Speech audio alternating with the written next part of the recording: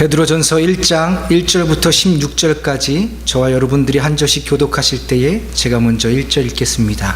예수 그리스도의 사도 베드로는 본도, 갈라디아, 갑바도기아, 아시아와 비두니아에 흩어진 나그네 곧 하나님 아버지의 미리 아심을 따라 성령이 거룩하게 하심으로 순종함과 예수 그리스도의 피 뿌림을 얻기 위하여 택하심을 받은 자들에게 편지하노니 은혜와 평강이 너희에게 더울 많을지어다. 우리 주 예수 그리스도의 아버지 하나님을 찬송하리로다. 그의 많으신 긍휼대로 예수 그리스도를 죽은 자 가운데서 부활하게 하심으로 말미암아 우리를 거듭나게 하신 산 소망이 있게 하시며 썩지 않고 더럽지 않고 쇠하지 아니하는 유업을 있게 하시나니 곧 너희를 위하여 하늘에 간직하신 것이라. 너희는 말세에 나타내기로 예비하신 구원을 얻기 위하여 믿음으로 말미암아 하나님의 능력으로 보호하심을 받았느니라. 그러므로 너희가 이제 여러 가지 시험으로 말미암아 잠깐 근심하게 되지 않을 수 없으나 오히려 크게 기뻐하는도다. 너희 믿음의 확실함은 불로 연단하여도 없어질 금보다 더 귀하여 예수 그리스도께서 나타나실 때의 칭찬과 영광과 존귀를 얻게 할 것이니라. 예수를 너희가 보지 못하였으나 사랑하는도다. 이제도 보지 못하나 믿고 말할 수 없는 영광스러운 즐거움으로 기뻐하니 믿음의 결국 곧 영혼의 구원을 받음이라. 이 구원에 대하여는 너희에게 임할 은혜를 예언하던 선지자들이 연구하고 부지런히 살펴서 자기 속에 계신 그리스도의 영이 그 받으실 고난과 후에 받으실 영광을 미리 증언하여 누구를 또한 어떠한 때를 지시하는지 상고하니라. 이 섬긴 바가 자기를 위한 것이 아니요 너희를 위한 것임이 계시로 알게 되었으니 이것은 하늘로부터 보내신 성령을 힘입어 복음을 전하는 자들로 이제 너희에게 알린 것이요 천사들도 살펴보기를 원하는 것이니라. 그러므로 너희 마음의 허리를 동이고 근신하여 예수 그리스도께서 나타나실 때에 너희에게 가져다 주실 은혜를 온전히 바랄지어다. 너희가 순종하는 자식처럼 전에 알지 못할 때에 따르던 너희 사역을 본받지 말고 오직 너희를 부르신 거룩한 이처럼 너희도 모든 행실에 거룩한 자가 되라. 기록되었을 때 내가 거룩하니 너희도 거룩할지어다 하셨느니라. 아멘. 오늘은 아버지 주일입니다. 아버지 날이지요. 먼저 이 땅의 모든 아버지들에게 응원의 말을 전합니다. 힘내십시오. 농경사회에서는요, 아버지들의 역할이 분명했습니다. 그리고 세월이 변함에 따라서 그 경계가 많이 모호해졌지요. 궁극적인 의미로 가장의 역할이 무엇인가 참 모호하기도 합니다. 긍정적인 의미로는요, 사회가 변함에 따라서 남편들이 가사일도 많이 돕게 되는 이렇게 좀 의미도 있습니다. 좀 부정적인 측면에서는요, 가장으로서 가정을 반드시 책임져야겠다는 그런 의미가 많이 쇠퇴되어졌습니다. 뿐만 아니라 그로 인해서 존경의 의미도 많이 좀 약해지게 되었죠. 얼마 전 한국에서는 부자 아빠 신드롬이 일었습니다. 가난한 아빠는 자녀들에게조차 점점 존경받지 못하는 그런 세상이 되고 말았습니다. 한 벌에 수백 벌씩 하는 겨울 점퍼, 그 수준에 따라서 학생들의 수준이 갈라지고 그 수준에 따라서 부모의 수준이 갈라집니다. 그렇게 아이들 사이에서도 부모가 가진 재산에 따라서 그 순위가 매겨지는 사회가 점점 되어져 가고 있습니다. 그런 의미에서 이 땅에서 아버지로 살아간다는 것이 점점 어려워지고 있는 것 같습니다. 쉽지 않지요. 그런데 하나님께서는 우리로 하여금, 성도들로 하여금 이 땅에 책임이 있는 아버지의 역할을 우리에게 주셨다고 이야기하고 있습니다. 역할이 아무리 많이 바뀌었다고 해도 아버지의 역할은 항상 아버지의 역할이 있습니다. 생명의 씨앗을 전달해 주는 사람 말이지요. 앞으로도 이 아버지의 역할은 변하지 않을 겁니다. 우리가 하나님을 하늘에 계신 우리 아버지라고 부르는 이유도 바로 여기에 있습니다. 우리가 육체를 가지고 이 땅에 태어나기 위해서는 반드시 씨를 가진 아버지의 역할이 있어야 되는 것처럼, 우리가 영혼을 가지고 생명을 가지고 되기 위해서는 반드시 그 영혼의 씨앗이 되신 아버지 하나님이 필요한 겁니다. 우리가 이 땅에서 아버지의 역할을 감당하도록 부름을 얻은 것은요, 우리가 하늘에 계신 그 하나님의 아버지를 조금 더 깨달으라고 이 역할을 우리에게 주신 겁니다. 이 땅에서 우리가 아버지의 역할을, 아비의 역할을 감당함으로써 우리 인생과 영혼에 대해서 책임이 있는, 그리고 그것을 책임질 우리 하나님, 하늘에 계신 아버지를 깨닫게 될 것입니다. 그래서 우리가 이 땅에서 우리 다음 세대들의 믿음과 그들의 인생에 대해서 책임 있는 아버지로서 살아감을 통해서 우리가 하나님의 은혜를, 아버지 되신 그 하나님의 은혜를 더욱 깨닫게 될 것입니다. 성경은요, 부자 아빠 되라고 가르치지 않고요, 거룩한 아빠 되라고 가르치고 있습니다. 그런데 더 부담스러우시죠? 아니, 돈만 벌어다 주는 것도 참 어려운데 거룩한 아빠 되라니 참 어렵습니다. 그런데 하나님께서 우리에게 거룩하라고 명령하시면서 그 거룩하심을 미리 정해 놓으셨다고 약속해 주십니다. 그러니 우리 이거 할 만한 것이지요. 그러니 우리 이 땅에서 아비로 영적인 책임 있는 자로서 살아갈 수 있는 줄 믿습니다. 가정에 책임 있는 자로서의 아비뿐만 아니라 이 온 세상에 책임 있는 아비로서, 그 성도로서 우리는 이 땅 살아가는 것입니다. 그 말씀에 관한 것이 오늘 읽은 베드로서의 말씀입니다. 한 절씩 살펴보기로 하겠습니다. 1절, 2절 말씀에 베드로는 편지를 합니다. 우리 아이가 계속 아빠 찾습니다.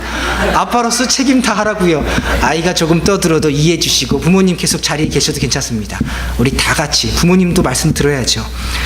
베드로가 택하심을 받은 자들에게 편지를 합니다. 그 편지를 하면서 뭐라고 얘기하냐면, 은혜와 평강이 너희에게 있기를 원합니다. 그래서 우리에게 늘 말씀을 주실 때 우리는 이렇게 늘 받습니다. 우리에게 은혜와 평강이 있기를 원합니다. 그래서 이 말씀을 받으신 모든 성도님들에게 은혜와 평강이 있기를 축복합니다. 은혜가 넘치게 되면요, 우리들이 지금 어떠한 상황에 있든지 책임질 인생의 무게가 얼마나 무거워서 허리가 휘청이고 무릎이 꺾일지라도 결국 최종적으로는 그 은혜 때문에 우리는 평강을 누리게 될 줄 믿습니다. 이 베드로가 쓴 편지를 받는 사람들은 흩어진 나그네요, 택하심을 받은 자들입니다. 택하심을 받은 자들은 복된 자들이지요. 그런데 이 자들이 나그네들에서 다 흩어져 버렸어요. 불쌍한 사람들이지요. 이사를 참 많이 다닌 사람들은요, 고향이 어딘지 참 얘기하기 힘듭니다. 한 집에서 꾸준히 자라서 잘 나른 사람들은 내가 여기가 고향이며 할 텐데요, 이민자들이 한 도시에서 사는 것이 얼마나 힘든지 모릅니다. 이곳 저곳을 떠돌아다니면서 살지요. 한국 고향은 어딘 줄 알겠는데 제 이 고향은 그저 내가 처음 미국에 여기서 떨어졌으니 여기가 내 제2 고향입니다 라고 말할 뿐이지, 하도 이곳저곳을 떠돌아다니니 고향이 없습니다. 이처럼 하나님의 택함을 받고 은혜와 평강을 누려야 될 사람들이, 이 거룩한 하나님의 말씀을 받은 사람들이 지금 다 흩어져 버려 있는 나그네가 되어버리고 말았다고요. 본도, 갈라디아, 갑바도기아, 아시아, 비두니아 온 곳에 다 흩어져 버렸습니다. 성경은 하나님의 백성들, 하나님의 사람들, 하나님이 택하신 사람들을 위해서만 써졌습니다. 비록 흩어진 나그네이지만 성경을 받는 사람들은 오직 택자들 뿐입니다. 성경은요, 믿음이 생기기 전까지는 아무리 읽어도 알아지지 않습니다. 깨달아지지 않습니다. 그것을 통해서 그 가르쳐 주시는 지식이 인생을 바꾸지 않습니다. 그런데 그 말씀이 믿음으로 변화해서 들어오기 시작하면요, 말씀이 내 안에서 은혜가 되기 시작합니다. 그리고 그 말씀이 깨달아지기 시작하고요, 먼지처럼 쌓이고 쌓인 그 말씀에 관한 지식이 결국에는 인생을 변하게 만듭니다. 믿음 안에 들어오기 시작하면 말씀이 깨달아지고 인생이 변화됩니다. 그렇다면 택하심을 받고 성경을 받은 자들이 누구일까요? 베드로는 이렇게 얘기합니다. 하나님 아버지의 미리 하심을 따라 성령이 거룩하게 하심으로 순종함과 예수 그리스도의 피 뿌림을 얻기 위해 택함을 받았다고요. 하나님께서는 어떤 사람들을 택했는데 그 택하신 이유가 오늘 분명히 나옵니다. 가장 첫 번째는요, 하나님께서 하나님의 사람 되게 하시기 위해서 미리 택하시고 결정하시고 미리 아셨다는 겁니다. 두 번째는요, 그런 사람들에게 하나님께서, 그런 특별한 사람들에게 성령님을 보내주십니다. 그리고 그 성령님이 그 사람들을 거룩하게 변화시킵니다. 그리고 그 하나님 앞에서 거룩하게 되는 사람들은요, 결국 하나님의 뜻에 순종하게 되는데, 그 순종은 이 땅에서 믿음으로 나타납니다. 그 믿음은 믿는 행위가 아니라 그 믿음의 대상인 바로 예수 그리스도를 의미합니다. 결국 성령님을 받은 사람들은 믿음이 생기는데, 그 믿음을 통해서 결국 예수 그리스도를 알게 되는 것이고, 그 예수 그리스도를 믿는 믿음이 생겨나게 되는 겁니다. 그래서 그 믿음을 통해서 무엇을 얻게 되냐면, 예수 그리스도께서 십자가에서 이루어내신 그 모든 공로를 선물로 받게 되는 겁니다. 그것을 오늘은 피 뿌림을 얻게 된다라고 이야기하고 있습니다. 피 뿌림은요, 몸에 피를 뿌리는 거예요. 얼굴에 여러분 다 피 묻어 있습니까? 아멘이십니다. 다들 화장 예쁘게 하고 오셨는데, 성경은요, 우리가 예수님의 지금 피 뿌림을 다 몸에 받아서 우리가 지금 뭐가 돼 있다고요? 피투성이가 되어 있다고 얘기하는 거예요. 이것은 무슨 내용이냐면요, 유월절 어린 양의 피가 우리에게 덧입혀져 있다는 겁니다. 애굽에서 모든 장자들이 다 죽게 되어 때 그 문설주, 문지방에 어린 양의 피를 바른 집안은 모두가 다 죽지 않고 살게 되었습니다. 그래서 그 유월절 어린 양이 되어서 십자가에서 그 뚝뚝 흘리신 예수 그리스도의 피가 흩뿌려짐이 되고, 그 피를 받은 사람만이 영원한 생명을 얻게 되는데, 바로 하나님께서 택하시고 성령을 선물로 받아서 그것을 믿음으로 깨닫는 사람들에게, 그런 사람에게만 이 피 뿌림이 있게 된다는 뜻입니다. 그런데 이 피 뿌림을 얻게 된 사람들, 이 택함 받은 사람들이 왜 그렇게 중요하냐면요, 이것 때문에 우리가 얻게 될 은혜가 있기 때문입니다. 자, 이런 사람들이, 예수 그리스도의 피를 받은 사람들이 모여 있는 곳을 교회라고 하고, 이 교회의 회원 한 사람 한 사람들을 성도라고 얘기합니다.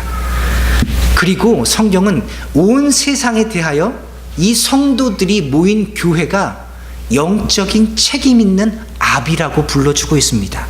그래서 우리는요, 이 온 세상에 복받고 저주받은 것에 대한 책임이 있는 그 아비로서의 성도입니다. 이런 모든 성도에게 은혜와 평강이 있기를 원합니다. 베드로가 이렇게 인사했어요. 이렇게 멋지게 인사한 다음에 베드로는 아버지 되신 하나님을 찬미합니다 하라고 찬양합니다. 하늘에 계신 아버지는 예수 그리스도의 아버지입니다. 예수님은 하나님의 아들이에요. 그런데 하나님을 우리의 아버지라고 부릅니다. 여러분은 하나님이 낳으시지 않았잖아요. 근데 어떻게 하나님을 아버지라고 부릅니까? 예수님은 하나님께서 내가 오늘날 너를 낳았도다. 그래서 하나님이 낳으셨으니 예수님은 하나님의 아들입니다.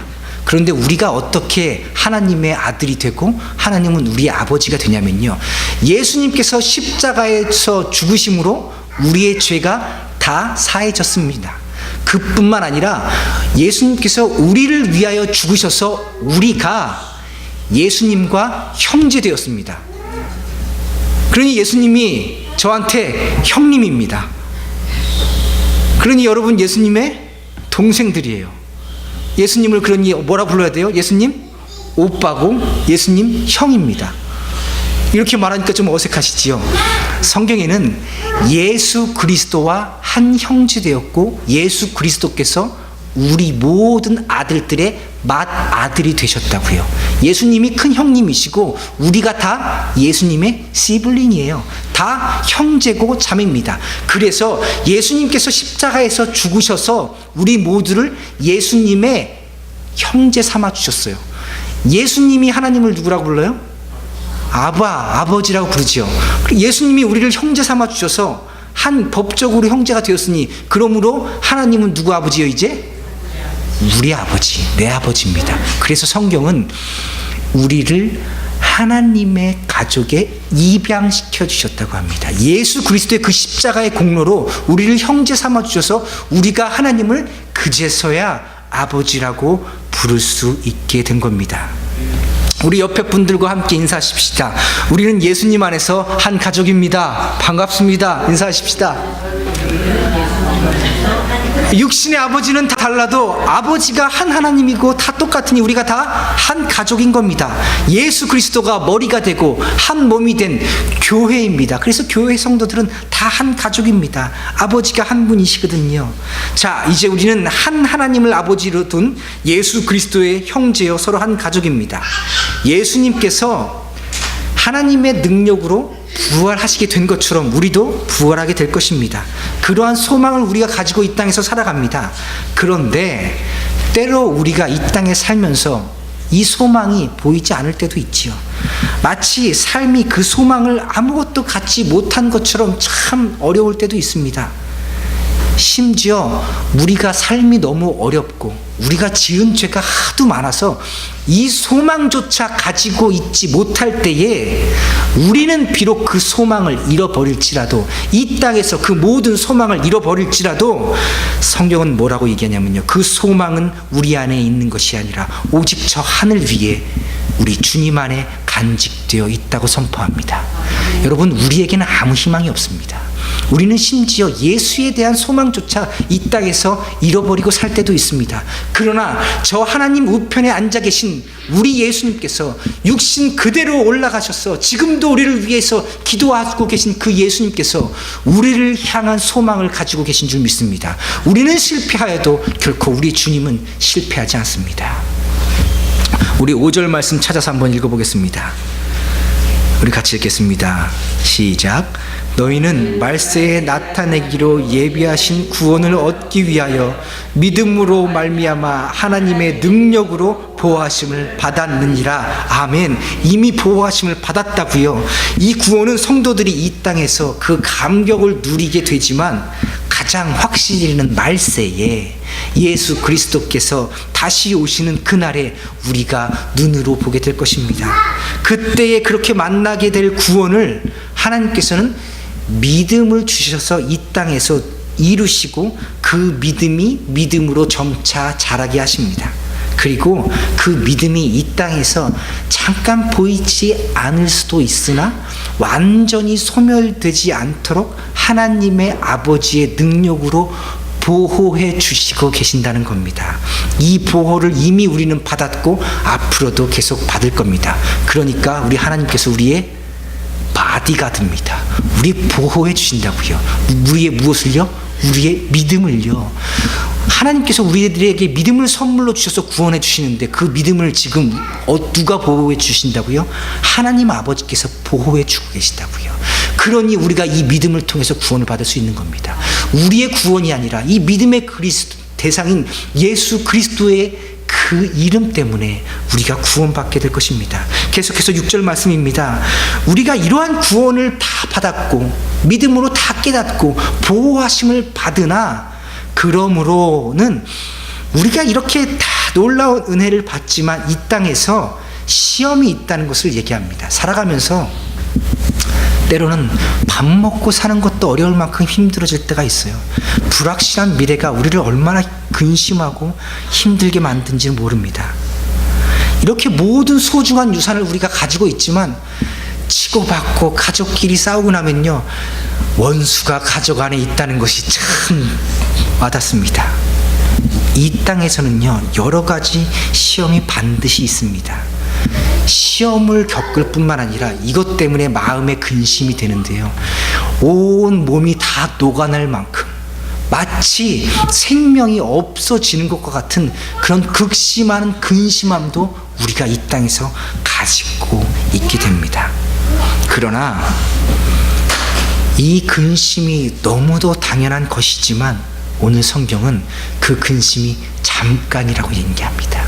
영원하지 않을 것이라고요. 곧 없어질 것이라고요. 사랑하는 성도 여러분, 우리가 이 땅에서 어떠한 모양으로든 받는 그 근심과 시험은 그 기한이 정해져 있습니다. 영원하지 않습니다. 지금은 끝이 보이지 않을 것 같지만 곧 이것이 멈춰지게 되고 우리는 하나님께서 이 일을 이렇게 해결해 주셨구나 고백하게 될 것입니다. 때로는 근심이 있더라도 우리는 기뻐하고 크게 기뻐할 수 있다라고 성경은 얘기합니다.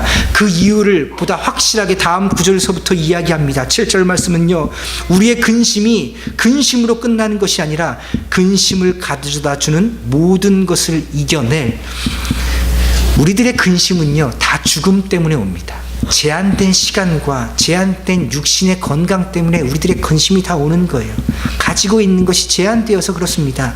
그런데 우리들이 근심할 수 있는 모든 것을 우리 예수님께서 이미 다 이겨내셨다고요. 예수님께서 우리처럼 똑같이 아프셨고 배고프셨고 피곤하셨습니다. 그리고 예수님께서도 결국 그 죽음의 고통까지도 경험하셨습니다. 그런데 그 우리 주님께서 그 모든 것을 이미 이겨내셨습니다. 이를 믿는 확고한 믿음이 우리에게 선물로 주어졌는데, 이 믿음은요 비록 금이 녹아서 없어질지라도 결코 없어지지 않는다고요. 여러분, 금은요 불로 막 떼면요 불순물은 다 타지만 순금은 녹아 없어지지 안 없어져요? 없어지지 않습니다. 우리들의 믿음도 그렇습니다. 하나님께서 우리에게 주신 믿음은요 여러 가지 환난과 어려움 때문에 형체가 다 녹아서 처음에는 금 두꺼비를 막 불로 떼었는데 점점 녹아 없어집니다. 예전에는 내가 이런 사람이었어요. 이렇게 멋진 모습이었는데 자꾸 불이 연단하니까, 자꾸 시험이 오니까 옛날에 내가 어떤 사람이었는지조차 다 까먹게 됩니다.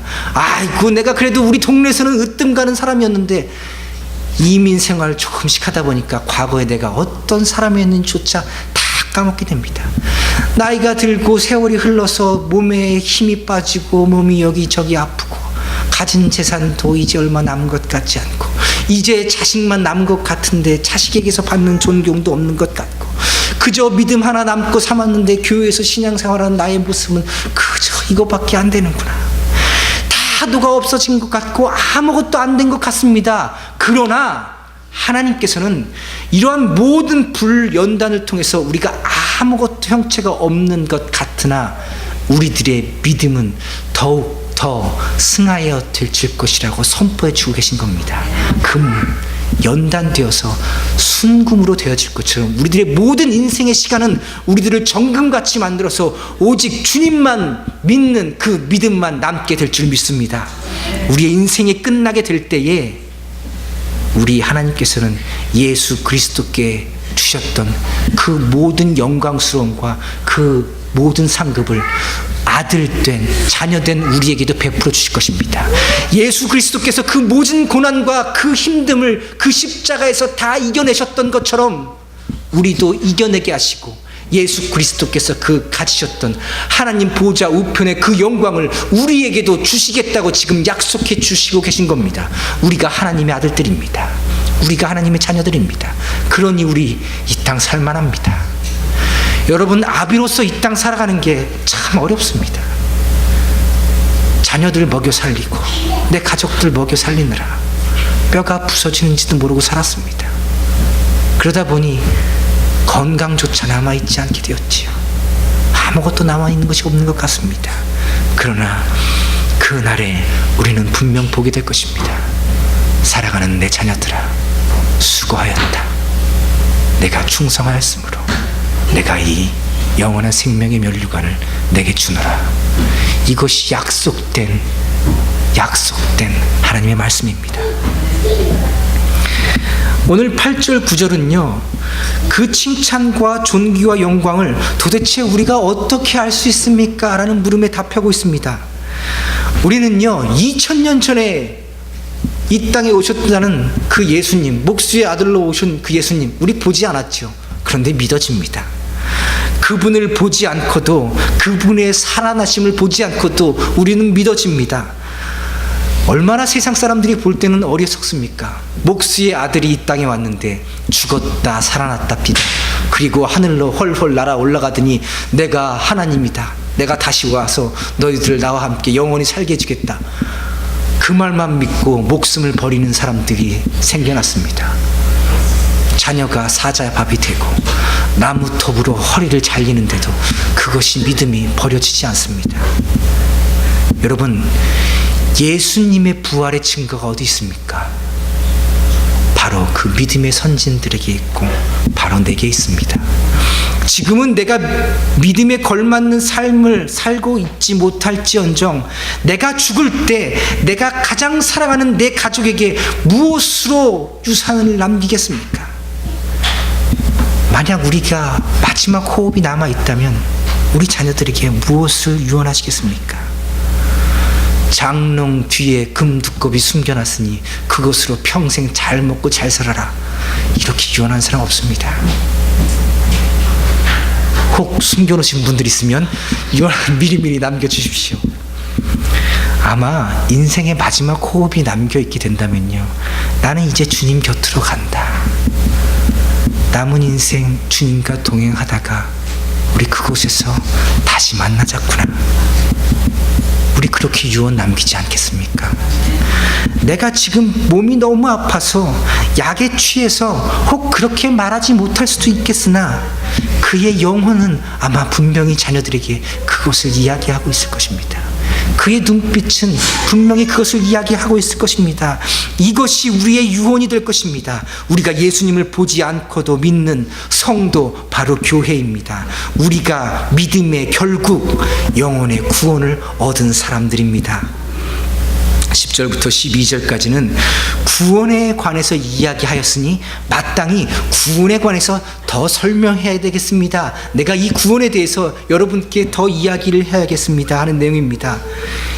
지금 10절 12절 베드로 사도가 얘기하는 건요, 여러분이 이렇게 구원 얻었습니다, 이 구원은 무엇이냐면요 하고 얘기하는 겁니다.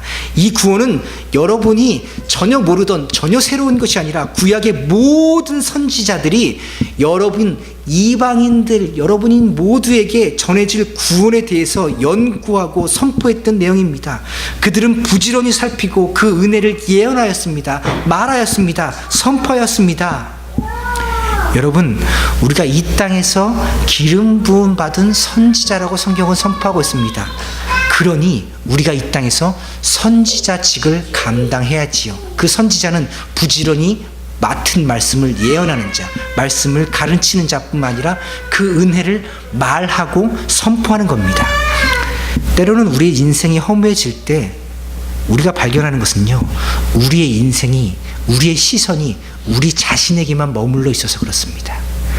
왜 이렇게 우리 인생이 허무하고 아무것도 남아진 게 없는 것 같냐면요, 나의 시선이 나에게만 집중해 있어서 그렇습니다. 때를 얻든지 못 얻든지 복음 전하기를 쉬지 않기를 원합니다. 하나님께서 이를 위해서 우리에게 은혜를 베풀어 주고 계신 것입니다. 그 복음 전하는 것이 때로는 도덕적으로 옳지 않을 때도 있습니다. 때로는 그 방법이 옳지 않을 때도 있습니다. 그러나 그것은 복음을 증거한 이후에 받으십시다. 이 땅에서 살아갈 기회를 오늘도 우리가 연장받은 것은 이를 위함이 아니겠습니까? 우리가 이 땅에서 아비의 역할을 받은, 성도의 역할을 받은, 교회의 역할을 받은 것은, 그 구원의 은혜를 받은 것은, 그 은혜를 먼저 받은 것은 앞으로 은혜 받을 자를 위해서입니다. 그를 위해서 오늘도 내가 생명을 연장받고 있는 겁니다. 이 세상 법은요, 점점 예수의 이름을 증거하지 못하게 만듭니다. 공공장소에서 예수님 증거하면요, 여러분 잡혀갑니다. 여러 주에서는 선생님이 공공장소에서 학생들 보는 앞에서 밥 먹을 때 눈을 감고 기도하면 잡혀갑니다. 교사의 직을 박탈당합니다. 이것이 미국의 법입니다. 공공장소에서 예수 그리스도의 이름을 선포하면 불법입니다. 여러분, 세상은 점점 예수 그리스도의 이름을 선포하지 못하도록 막고 있습니다. 여러분, 이 법을 우리가 따라야 됩니까? 만약에 우리가 예수 그리스도의 복음을 증거하다가 그 법에 저촉되어서 감옥에 가게 된다면 여러분, 그렇게 하시겠습니까? 우리는 예수의 이름을 선포하고 나서 이 땅의 법에 의한 심판을 기쁨으로 받을 것입니다. 우린 그런 각오가 되어 있는 사람입니다. 우리 계속해서 우리들의 구원을 살피십시다. 구원이란 것은요, 예수님을 아는 것입니다. 그분의 죽으심이 어떠한 것임을 묵상하는 겁니다. 예수님이 낮아지고 그 낮아짐에 대한 상급으로 높아지게 된 것, 구원과 영광을 받게 된 것, 그것으로 인하여서 자기 자신뿐만 아니라 우리까지도 구원하게 되는 것을 우리가 알게 되는 것입니다. 우리도 예수님처럼 우리에게 주어진 그 십자가를 지고 살다가 우리도 예수님처럼 예수님이 받으신 그 모든 영광을 우리도 받게 될 것입니다. 이 모든 것들이 하늘로부터 보내신 그 성령님을 힘입어서 우리 복음 전하는 자들에게 온 것입니다. 이 내용을 천사들도 살펴보기를 원하는 내용이라고 합니다. 사람은요, 천사보다 조금 못하게 창조되었습니다. 천사들은 막 날아다니기도 하잖아요. 우리 못 날아다니잖아요. 영적인 존재라 이곳에서 저곳으로 갈 수 있는데 우리는 천사보다 조금 못하게 창조되었으나 천사들도 부러워하는 게 있었는데 바로 이 구원이고 이 구원에 관한 놀라운 것입니다. 그들은 이런 내용을 알지 못해요. 그들은 그 내용을 찬양할 뿐만이지 그것을 우리처럼 이 모든 인생 여정을 통해서 채우라고 경험하지 못한다고요. 그러니 여러분, 이 땅에서 우리가 고난받고 연단받는 것은 잠시 100년도 안 되는 이 인생 가운데 유일하게 하나님이 택한 사람들에게만 주어진 축복인 줄 믿습니다. 이것을 전하도록 우리가 오늘도 은혜 받고 있는 겁니다. 이 구원을 가져다 주는 놀라운 소식, 우리 이것 전하면서 사십시다. 그렇다면 우리는요, 성령의 힘을 받은, 성령을 덧입은 복음 전하는 중에 한 사람입니다. 그 말을 다시 얘기하면요, 이 생애상에 대해서, 복음에 대해서 책임 있는 아비로서 우리가 부름받은 것이라고요. 젖먹이 어린아이들은요, 부모가 없으면 절대로 생존할 수 없는 게 사람입니다. 짐승들은요, 어떻게든 살아남아요. 그런데 가장 약한 게 인간의 아이입니다. 인간의 아이는 젖먹여 주지 않으면요, 절대로 생존할 수 없습니다. 우리들이 그렇습니다. 이 세상이 그렇습니다. 우리가 젖먹여 주지 않으면요, 절대로 구원을 받아주지 못해요. 이해할 수도 없습니다. 그래서 전도할 때는요, 젖을 깨물려도 젖을 먹여줘야 됩니다. 어떨 때는 젖 안 먹고 계속 울어요. 젖 달라고 할 때까지 내가 일주일만 기다려주지. 애 어떻게 돼요? 굶어 죽어요. 내가 복음을 전했는데 안 받아? 그래, 니네들이 겸손할 때까지 내가 일주일만 내가 복음 안 증거하겠다. 어떻게 돼요? 그들의 영혼이 썩어서 죽어간다고요. 여러분, 우리는 이 땅에 살아가는 모든 영혼에 대해서, 이 영혼들에서 책임 있는 아비로서, 성도로서, 교회로서 부름받은 사람들입니다. 여러분, 담대하게 증거하십시다. 복음은 비굴하지 않습니다. 우리가 먹여주지 않으면요, 세상은 죽어가기 때문에 우리는 불쌍한 마음으로, 죽어가는 영혼을 불쌍히 여기는 마음으로 우리가 그들 앞에 꿇어주는 겁니다. 그들 앞에 내어주는 겁니다. 비굴한 것이 아니라 그저 불쌍히 여기는 마음으로 우리가 낮아져 주는 겁니다. 이를 위해서 13절부터 16절까지 그러므로 근신하라고 얘기합니다. 우리가 이렇게 구원받은 자이고 아비로서 부름받은 사람이니 근신하라고요. 우리가 구원받기 위해서 근신하라가 아니라 구원받았으므로 깨어있으라는 겁니다. 어떻게 해야 되냐고요? 마음의 허리를 동이라고요. 허리띠를 꽉 매라고요. 마음의 허리가 어디 있습니까? 점점 살이 찌다 보니까 허리 손 하면 손을 얻는 것이 허리라고 하더군요. 여러분, 그러면 마음의 허리는 어딥니까? 마음을 빼앗기지 않기 위해서 허리를 동이라는 것이요. 달리는 사람이요, 헐렁한 옷 입고 부지런히 달리면 어떻게 돼요? 훌렁훌렁 다 벗어집니다. 스키 활강할 때요, 남자 선수들인데 타이즈 같은 스타킹 같은 쫄쫄이 같은 거 입고 해요. 왜 그럴까요?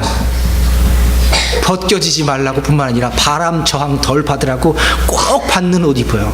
그 0.1초 줄이려고 복음의 경주를 하는데, 우리가 옷 이 믿음의 옷 담대함 벗겨지지 않기 위해서 마음을 꽉 동여야 되는데, 이것은요, 우리가 마음 뺏기지 않기 위해서 노력해야 된다고요.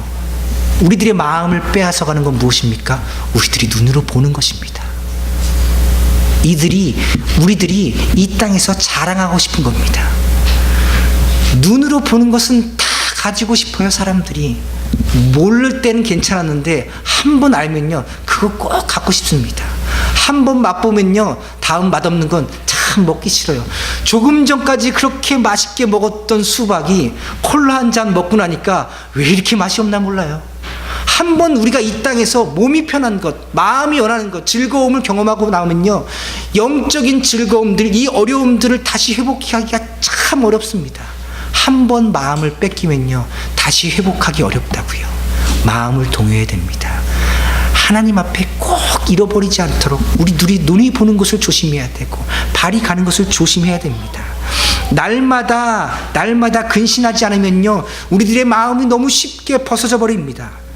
말씀을 날마다 읽고 묵상하지 않으면요, 말씀 보는 것처럼 어려운 게 없습니다. 그러나 말씀 깊은 곳에 들어가면요, 내 마음에 그것이 입의 꿀송이보다 더 단 것이 말씀입니다. 여러분, 말씀이 꿀송이처럼 단 것이 내게 잃어버렸습니까? 말씀 듣는 것이, 아이고, 우리 목사님 왜 이렇게 설교 길게 하시나? 어느 정도 지나고 나면요, 아이고, 목사님 설교 좀 길게 해주십시오, 이렇게 부탁할 날이 오기를 기대합니다. 아멘. 그러면 목사는요, 마음에 부담이 생기겠죠. 말씀을 더 길게 준비하려니 얼마나 더 말씀을 공부해야겠습니까? 우리 성도님들, 목사가 말씀 전하기 부담스럽게 만드는 성도 되시기 원합니다. 말씀 끝나고 났는데 몰래 와서, 목사님 이 말씀은 무슨 뜻이에요? 얼마나 깜짝 놀라겠습니까? 집에 가서 또 공부해야죠. 또 기도해야죠. 아비가 잘 되면 자식이 잘 되고, 가르치는 사람이 잘 되면 배우는 사람이 잘 되고, 여러분이 잘 되면 저도 복 받고, 저도 복 받으면 여러분들이 복 받지 않겠습니까? 아멘. 그러니 가끔 설교가 길어지더라도 아멘으로 받아주시기 바랍니다. 마음의 허리를 동이라는 것은요, 우리들의 마음이 자꾸 빼앗기지 않겠다는 거예요. 결심입니다. 무엇에? 말씀 듣는 것에요. 기도하는 것에요. 날마다 기도의 자리에 앉지 않으면요, 기도하는 것이 쉽지 않습니다. 아무리 어려운 건 만나도요, 그것 때문에 기도하지 않게 돼요. 누구 찾아요? 아는 형님한테 전화합니다. 변호사한테 전화하고 CPA에 전화해요. 무슨 어려움 만나든지 먼저 무릎 꿇으십시다. 훈련이 돼야 됩니다. 경건은 연습입니다. 그 다음은요, 너희도 거룩하라고 말씀하면서 은혜를 온전히 바라라고 얘기합니다. 계속해서 하나님께서는 우리에게 은혜를 베풀어 주시면서 뭐라고 얘기하시냐면, 은혜에 걸맞는 삶을 살아라고 얘기합니다. 은혜에 걸맞는 삶, 그것은요, 우리가 그렇게 살아서 은혜를 주는 것이 아니라 하나님께서 그렇게 은혜를 베풀어 주시니 거기에 맞는 삶을 살라고 얘기하는 겁니다. 가끔 우리는 이렇게 얘기합니다. 하나님, 내게 은혜 베풀어 주시면 내가 그거 하나님께 드리겠습니다. 하나님, 나한테 이만큼 채워주시면 그 다음에 내가 이만큼 드릴게요. 마치 내가 맡겨놓은 것, 차려놓은 것처럼, 내가 하나님 나한테 빚졌으니 나한테 빚 갚아주면 내가 이만큼 드릴게요. 여러분, 혹시 기도할 때 하나님께 이렇게 협박하고 있지 않습니까? 여러분, 오해하지 마십시오. 하나님께서는 이미 우리에게 충분한 은혜를 주셨습니다. 그리고 그것에 대해 감사로 올려드릴 때 우리가 견딜 수 없는 은혜를 다시 부어주시는 겁니다. 아무것도 없을 때 먼저 드릴 수 있는 그 놀라운 은혜를 먼저 우리가 누리길 축복합니다. 그 이후에 사역을 본받지 말라고 얘기하는 것은 이렇게 하기 위해서는 자꾸 내 욕심을 내려놓으라고 얘기하는 겁니다. 욕심은 탐심이고 탐심이 성경에서 말하는 우상입니다. 자꾸 핑계대지 마십시다. 몸이 아픈 사람한테 물어보면요, 아이고 이제 운동해야지요. 여러분, 아프고 나서 운동하겠습니까? 건강할 때 건강 챙기시기 바랍니다. 운동을 좀 하십시다. 우리 운동해야 됩니다. 현대 사회는요, 잘 먹어서가 아니라 많이 먹어서가 문제라고 합니다. 못 먹어서 문제되는 시간 우리 아니잖아요. 너무 많이 먹어서 그렇대요. 운동해야 됩니다. 하나님 은혜 주시면 그 후에 하겠습니다. 다 잃고 나서야 두 손 들고 주님 앞에 나옵니다. 그때 그러시겠습니까? 이미 베풀어 주신 은혜에 감사하면서 우리들이 몸과 마음과 정성을 먼저 드리십시다. 그리고 마지막은 이렇게 얘기합니다. 모든 행실에 거룩한 자가 되라. 성도의 모습은요, 예배할 때가 가장 거룩하지요. 그러나 교회 바깥에 나가서도 한결같아야 됩니다. 모든 행실에 거룩해야 됩니다. 거룩은요, 전염됩니다. 내가 거룩한지 거룩하지 않은지는요, 나는 잘 몰라요. 그런데 내 옆에 있는 사람들을 보면 압니다. 나랑 이야기 나누고 나랑 교제하는 사람마다 그 입에서 계속 칭찬이 나와요. 말씀이 나와요. 그리고 기도가 나와요. 그러면 내가 지금 거룩하게 살고 있는 겁니다. 그런데 나랑 얘기 나누면 그 사람은 나랑 참 친한데 누군가가 적이 되고 누군가가 지금 미움의 대상이 되고 있어요. 그러면 결국 그 사람도 내 적이 됩니다. 그 사람도 내 편이 되어서 다른 사람을 미워하게 만드는 것, 이것이 사탄의 역할입니다. 그렇다면 지금 내가 안 거룩하게 살고 있는 거예요. 내가 거룩하게 살고 있으면요, 나랑 나누는 대화 때문에 누군가가 세워진 겁니다. 근데 내가 안 거룩하게 살아요? 그러면 그 사람과 함께 다른 사람은 지금 저 수렁 속으로 빠지고 있어요. 그러면 내가 지금 안 거룩하게 살고 있는 겁니다. 나와 누군가가 얘기할 때 제3자가 살아나는 역사가 우리에게 일어나길 원합니다. 계속 얘기할 때 누구를 여러분 세워주십시오. 계속 얘기할 때, 계속 살아갈 때 내가 거룩하게 사십시오. 그 거룩은 반드시 전염될 겁니다. 그 다른 사람에게 뿐만 아니라 그 자리에 없는 사람의 이야기까지도 우리는 그를 거룩하게 만들 수 있는 힘이 우리에게 있습니다. 하나님께서는 우리에게 분명하게 명령하십니다. 내가 거룩하니 너희도 거룩하라. 여러분, 우리 입술이 말하는 것을 조심해야 됩니다. 하나님의 거룩한 그 분량까지 하나님께서 우리를 초청해 주고 계십니다. 하나님께서는 말씀해 주시는 것마다 은혜인데 우리도 말하는 것마다 은혜만 말아야 되지 않겠습니까? 말씀을 맺겠습니다. 우리는요, 천사도 흠모하는 그 놀라운 구원을 소유한 사람들, 성도들입니다. 이 땅에 책임 있는 자들, 이 땅에 아비된 자들입니다. 우리 하나님 아버지께서 아들된 우리를 끝까지 책임져 주시는 것처럼 우리도 우리 자녀들에게 대하여 끝까지 책임 있는 아비의 모습을 보이십시다. 자녀들의 모습이 어떠하든지 우리 그들을 위해 끝까지 축복하며 기도해 주십시다. 그리고 우리 자녀 같은 이 세상을 끝까지 복음으로 가르치십시다. 복음 전하는 것 우리 멈추지 마십시다.